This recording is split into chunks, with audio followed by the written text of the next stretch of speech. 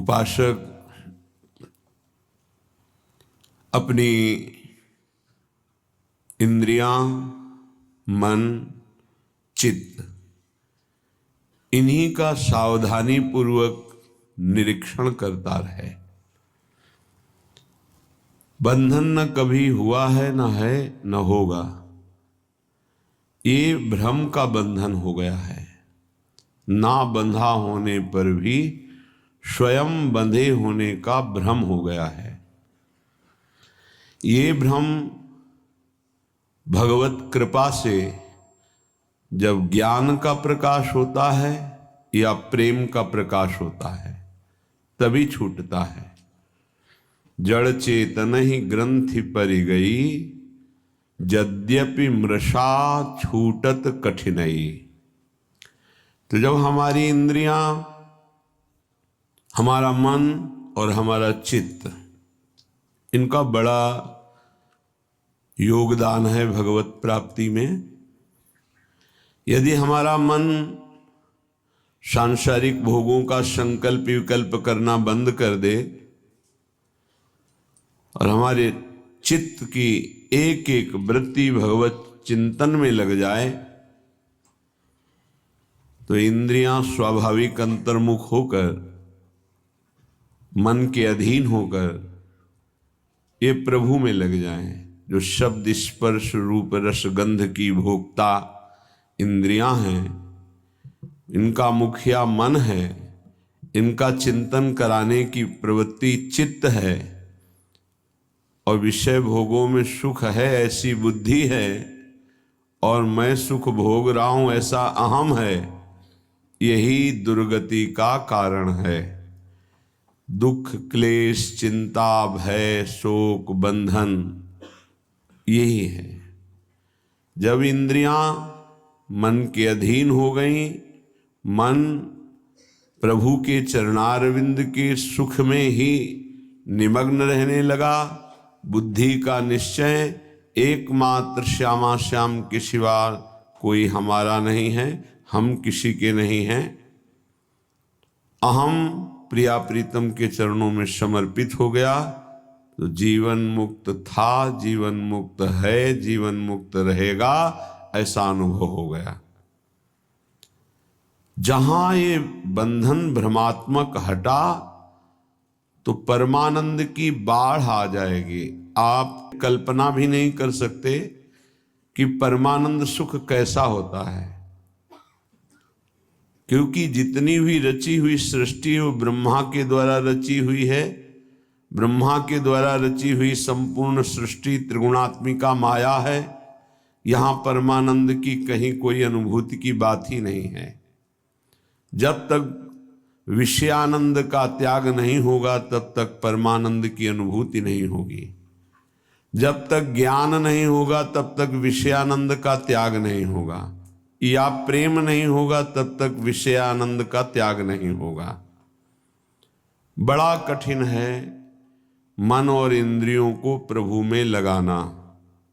बातें बना लेना, प्रवचन कर लेना, प्रवचन सुन लेना, वाहवाही इकट्ठा कर लेना, खूब धन एकत्रित कर लेना, खूब नाना प्रकार के भोगों को भोगना, ये कोई खास बात नहीं है। ये स्वाप्निक है, ये एक अच्छा स्वप्न है, लेकिन जब जगेंगे तो खाली हाथ होंगे।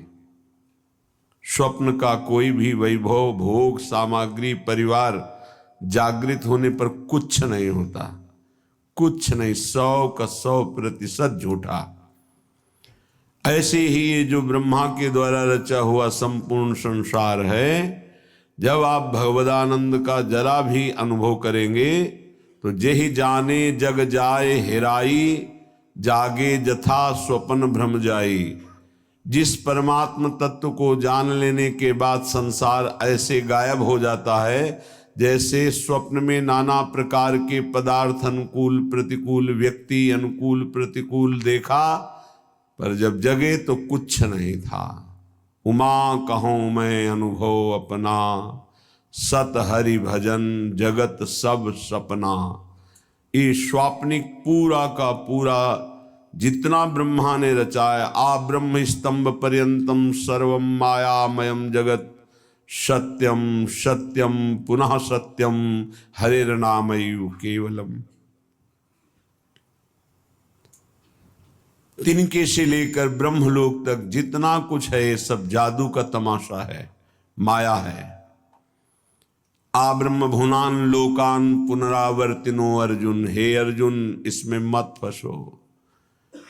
ये सब बार बार जन्म मरण का चक्र बढ़ाने वाले हैं, मिटाने वाले नहीं हैं। यहां से लेकर ब्रह्मलोक तक एकमात्र सच्चिदानंद में वृत्ति लगा दे, चाहे गृहस्थ हो या विरक्त हो, अपने अपने धर्म का पालन करते हुए वृत्ति को नाम में लगाना है, नाम में जीवन करना है।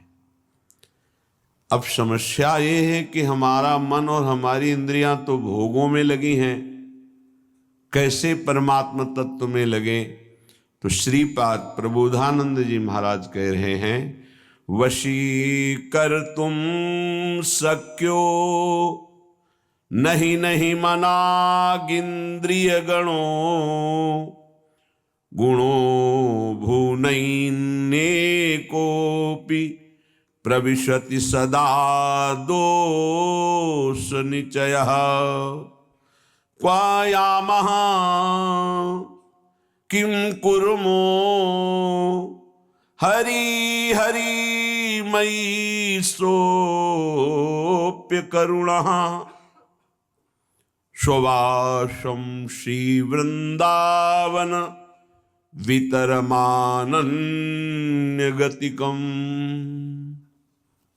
क्या करूं, कहाँ जाऊं, क्वायामः कहाँ जाऊं, किम कुर्मो क्या करूं, हे हरि वशी कर तुम शक्यो नहीं नहीं मनागिंदी गुणों। ये बहुत चंचल है मन, ये बहुत गंदी है इंद्रियां, बार बार भोगों में फंसा रही। हे मेरे हरि कहाँ जाऊं, क्या करूं, ये मेरे वश में नहीं हो रही। सच्चाई की बात यही है। बातें बना लेना, ज्ञान की बातें उपदेश कर लेना बहुत सरल है, पढ़ लो सुना दो, लेकिन इनको अपने आचरण में उतार लो। सोई महात्मा, चाहे वो गृहस्थ हो या विरक्त हो, शास्त्र की आज्ञा के अनुसार अपने अंतःकरण को चलाना ये महात्मा का लक्षण है। मन और इंद्रियों को स्वतंत्र रूप से भोगों में छोड़ देना ये विषयी पुरुष का लक्षण है। प्रायः बहुत संभालने पर भी, बहुत वर्षों तक इनको संयम में रखने पर भी कभी अहंकार न कर ले कि मैं संयमी हो गया, मैं जितेंद्रिय हो गया। जब तक प्रभु का मिलन न हो जाए तब तक मन और इंद्रिय पर विश्वास न करे कि मैं अमुक भोगों का विजयी हूं, त्यागी हूं। नहीं, कभी भी फिसल सकते हो। इसलिए आजीवन भगवत मार्ग के पथिक सावधान रह करके कभी गर्व नहीं कि मैं जितेंद्रिय हो गया, मैं मनोनिग्रही हो गया, मेरा क्या माया बिगाड़ सकती। नहीं, शिव विरंचिका मोहई को है बपुरान। और कौन बेचारा माया से युद्ध कर सकता है जब ये बड़े बड़े। तो क्या करें, बड़े मत बनो, छोटे बन जाओ, दैन्य हो जाओ, तृणादपि सुनीचेन। कोई नहीं तुमसे प्रश्न करेगा, न माया न भगवान। प्रश्न करते हैं जिनको बहुत अभिमान है कि हम जितेंद्री हैं, हम मनोनिग्रही हैं, हम बड़े भजनानंदी हैं, तो प्रश्न हो जाता है, ये देखो दो इसका उत्तर।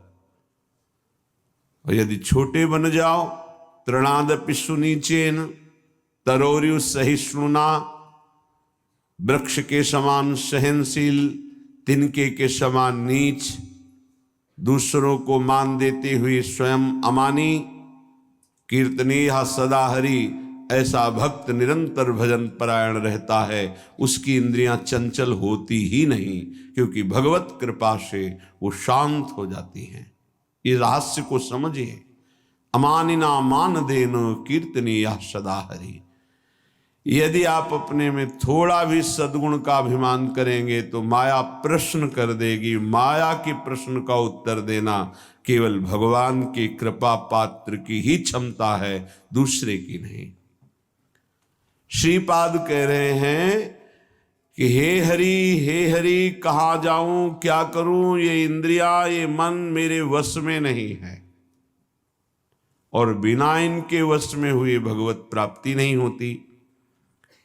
प्रविशति सदा दोष निचयः, ये सदैव दोष वाले कार्य में ही लगी रहती हैं, पापाचरण कराने के लिए प्रेरित करती रहती हैं।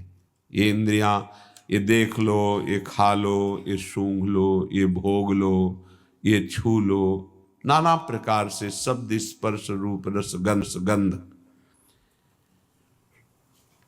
एक उपाय मुझे समझ में आया है, श्रीपाद प्रबोधानंद जी कह रहे हैं, मुझे एक उपाय समझ में आ रहा है कि यदि वृंदावन धाम का अनन्य भाव से आश्रय ले लिया जाए तो सब ठीक कर देगा।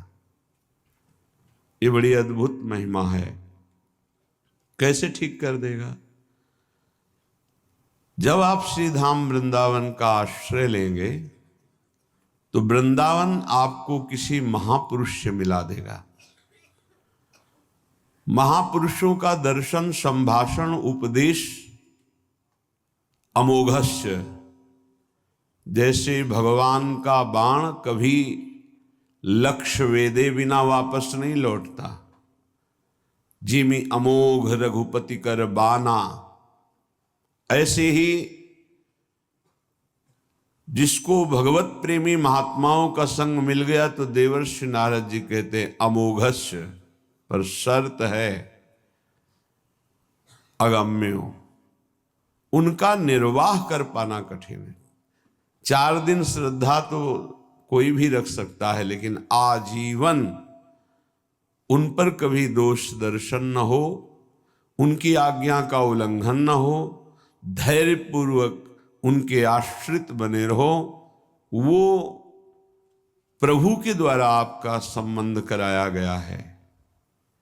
जो हम किसी महापुरुष से मिलते हैं ये हमारे सुकृत नहीं है, ये हरि कृपा है। जो प्रभु मोहि अनुग्रह कीन्हा, तो तुम आई दर्श हठ दीन्हा।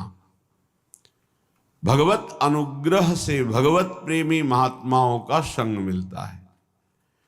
भगवत प्रेमी महात्माओं के संग से हमारे दुष्संग का नाश हो जाता है। सर्वसंगोपहो हिमाम, जो संत संग है वो समस्त संगों से आपको अलग करके एकमात्र श्री भगवान में आसक्ति प्रदान कर देगा। इसीलिए श्रीपाद कह रहे हैं आप श्री धाम वृंदावन का अनन्य आश्रय ले लो।